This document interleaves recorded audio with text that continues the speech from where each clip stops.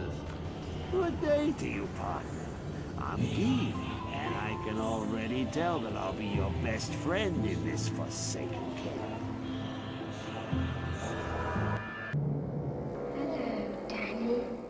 Hey guys, Wheat Solo here, aka the Skeleton King.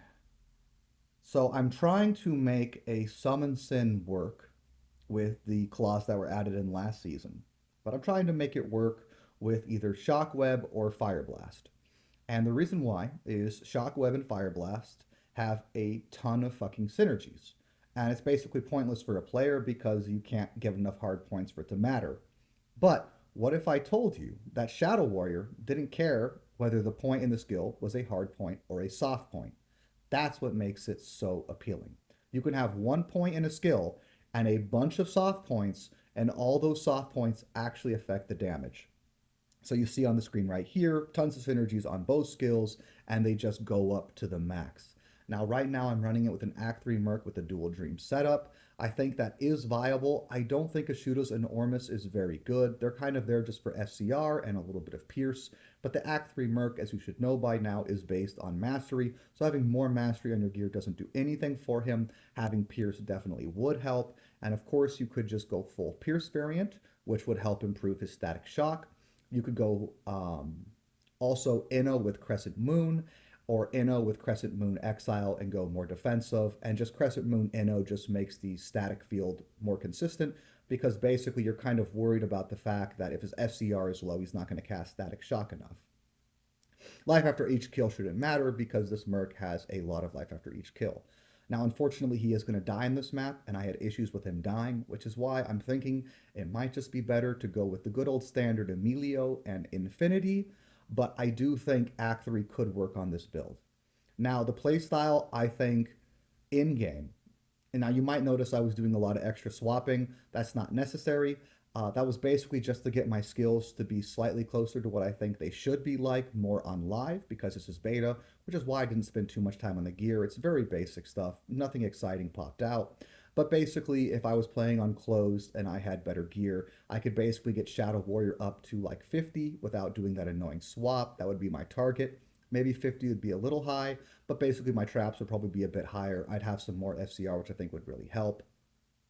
And I think since the ideal playstyle would be Blink and Kick or Dragon Tail, the one where you warp, Dragon Flight, I believe it's called.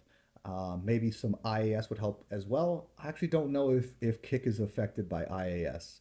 I don't play Sin. That's kind of why I'm making this video. I'm assuming there's something I'm missing, or if I'm not, great, then I'm not missing something on the build. So the Merc dies right there. I'm going to go to town, and while I go to town, I'm being harassed in chat because these people don't understand that nobody does more for whales than we solo. And it's going to be so sad because these Democrats have been begging. Oh, they've been begging for the Epstein files. Just wait till they find out that not only is Top Wagonet, he's at the top of the list and was having sex with underage whales. Sad.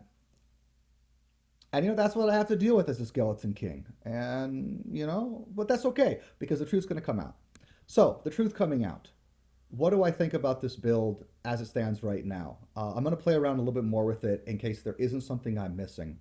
But Shockweb is a pretty good clearing skill. Now, you might be thinking there's too many mobs being left on the screen. Don't worry for all you little negative Nancys out there who don't believe in the purity of Wheat Solo. Wish that happened for us playing live. That's kind of nice. But the map is going to be surprisingly clear, and that's because Shockweb has a pretty nice area of effect, and I actually think I'm playing too slow. Because when I go through the map, I was pretty surprised to see how many more mobs are dead than I thought, because it kind of looks like there's so many left alive. Excuse me, but there's some Shockwebs left up. They walk over it, they die. It's very, very good. Now, is Shockweb the best way to go? I assume so. I'm going to try Fire Blast real quickly. If I play Fire Blast, I will definitely go Infinity. So I'm going to mess around with Infinity on this build as well. And then, of course, there's the most common variant, at least what I've heard, is that people play Mind Blast. I could see that being very good because Mind Blast is just a pretty good skill. You have 3 other people casting it for you. But again, I think if you're going around actually casting Mind Blast, you're not playing this build right. And if you actually do have to cast Mind Blast, you might as well be doing something different at that point. So I hope that if it's not my dream of the build, which is going to be Shockweb or Fire Blast, that there is a way to play the Mind Blast variant without ever casting it yourself and going very fast.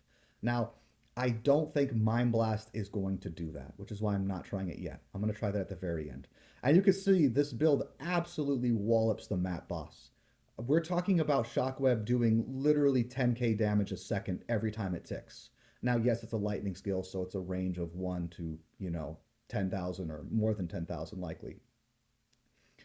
So, anyways, why do I want to focus on Shockweb and Fire Blast so much? Well, basically because Shadow Warriors get a snapshot of your skills, and they don't give a fuck whether it's from hard points or soft points. Basically, they're going to grab your skill, and then they're going to grab all your other skills, and they're going to have their own skill level set up for it. Then they're going to have the skill level set up for all of its synergies too, because they're going to be casting the skill on my right click, which right now is Shockweb. But if it was Fire Blast, if it was Moon Blast, they'd be casting those as well. So then, if you saw at the beginning when I show off Shockweb and Fire Blast, they have a ridiculous amount of synergies. So if I put 1 point in each of their synergies, and then have a ton of plus trap gear, then the damage that that skill is going to be doing for the Shadow Warrior is absolutely ludicrous. In fact, it can be higher than the damage you do yourself. Now, you may be wondering why I had lightning facets in the gear. Since they're a summon, they should benefit from lightning mastery. I don't know that for sure. I know I did some tests on their DPS, so I should check if I ended up checking whether lightning mastery affects Shadow Warriors. That's one thing I'm going to be looking into, because as you can see, I'm having issue with my own life. Now, assassins are incredibly tanky. I'm really surprised that I can just do whatever I want, and with Fade and Claw Block, like, nothing can hurt me. And also, really good skillers with Vita, Max Res, all that jazz, thanks to Fade, the PDR as well. But if I can just get a little bit of life replenish or something like that, it'll make that so much smoother, and then you won't have to worry about your own life total.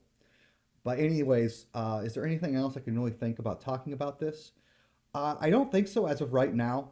Hopefully I can make a version of this that I can say is the definitive best version of summonsin. And if it happens to be the Mind Blast variant, I will make that video even though I really don't want to. Am I going to do anything with Necro? I really want to, but right now revives are bugged, and basically everything I want to check with Necro has to do with revives. It's going to be the new Archer-based build, which I'm going to run Archers plus max revives council members, see how good that does, and then I also want to try budget Necro again with mages and revives, and see how good the new Act 3 Cold Merc is, because the Act 3 Cold Merc has Blizzard. If you're wondering if you should play this season, they have a lot of quality of life changes.